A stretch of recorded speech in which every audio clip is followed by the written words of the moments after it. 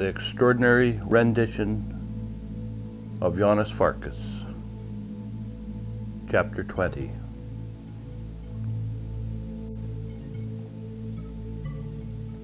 His cheekbones are slightly higher than yours, his chin a bit more pronounced, but overall your faces are very close. It doesn't matter how good your voice is if the face doesn't work. People believe their eyes more than any other sense. You can question what you hear, but never what you see. Max moved closer, taking Elliot's face between his hands and swiveling it from right to left. Yes, he said, it's very close. The cheeks and chin can be filled out with injections, but it will be the bruising that fools them.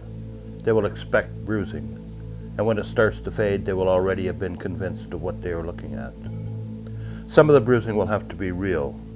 We'll need the swelling. But some of the back and legs we can do with injections and dyes. You'll have to take some of the beatings, though, because you not only have to fool them, you also have to have the guards here believe that you're the real deal. Do you think you'll be able to take it like he does? Elliot reached between Max's hands and pushed his face back. I have a story to tell you, he said, a story about my childhood. You seem to be interested in my childhood. I guess you like children's stories. Max smiled.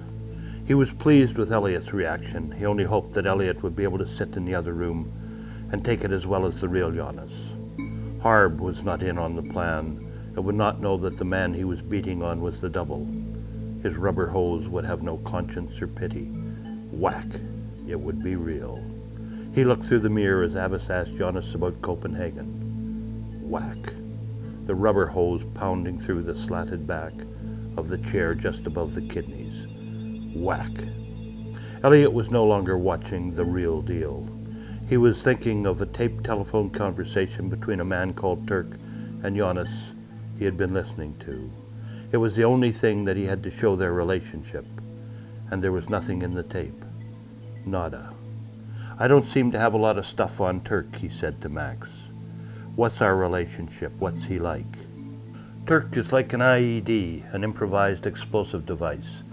For you, he's a minefield. The one who might be able to blow your cover quicker than anyone else, even Gisela.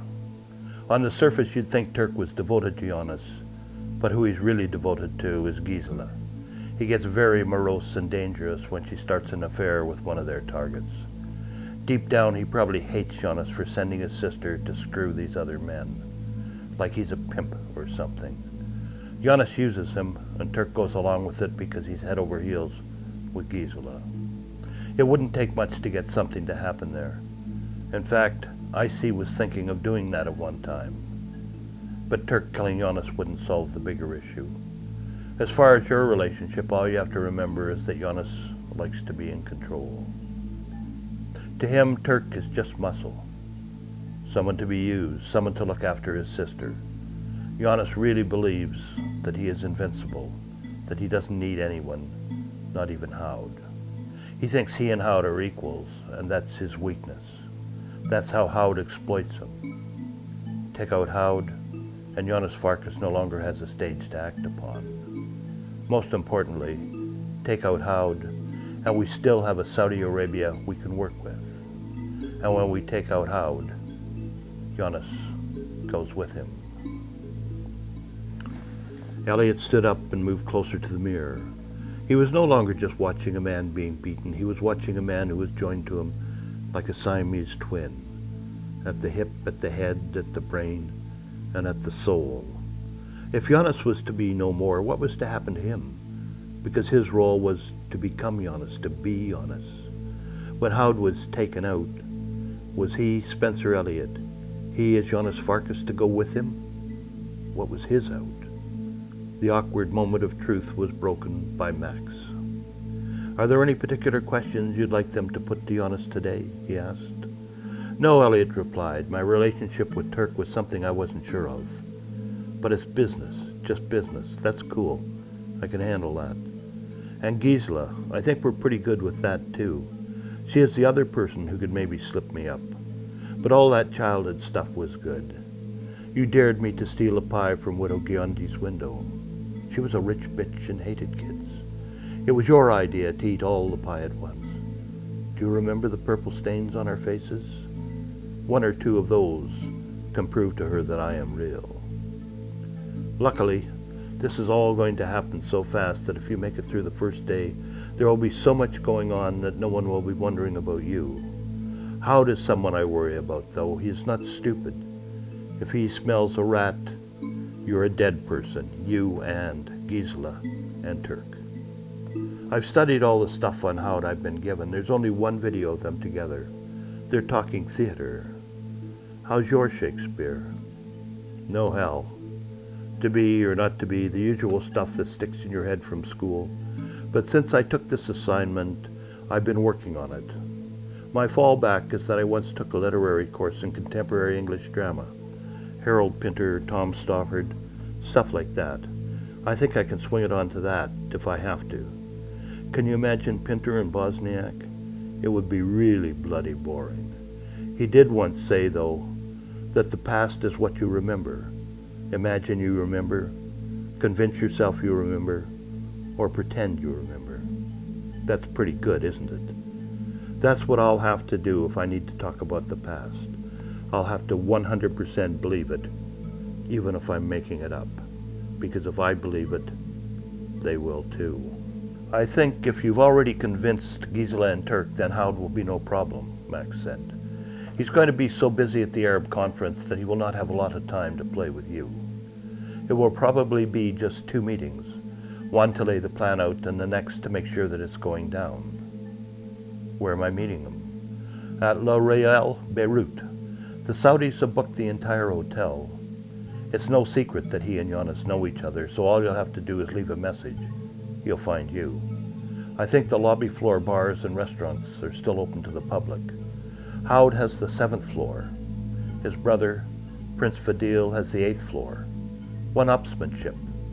But the king has the Royal Saudi yacht there, and we think Fadil will be staying on it with his father, mostly. 1 floor apart is too close to Howd for his liking. He knows Howd would like to eliminate him. Only the king is blind to it. No, it's not Howd I'm worried about.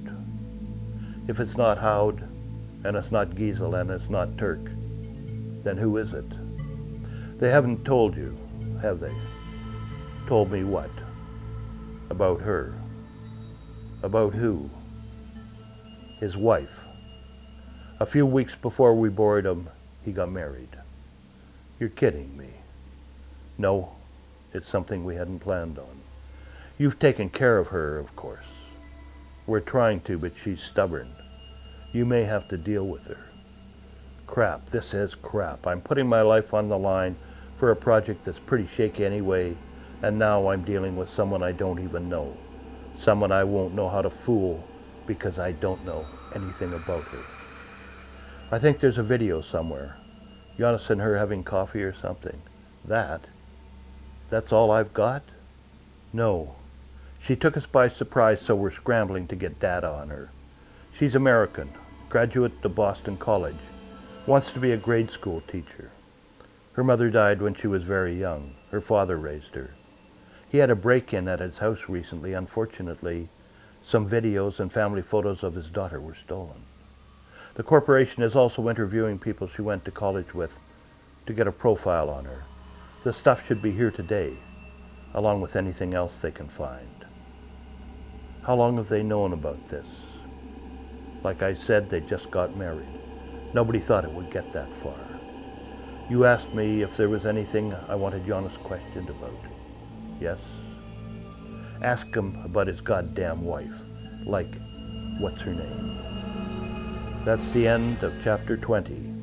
Tomorrow, chapter 21.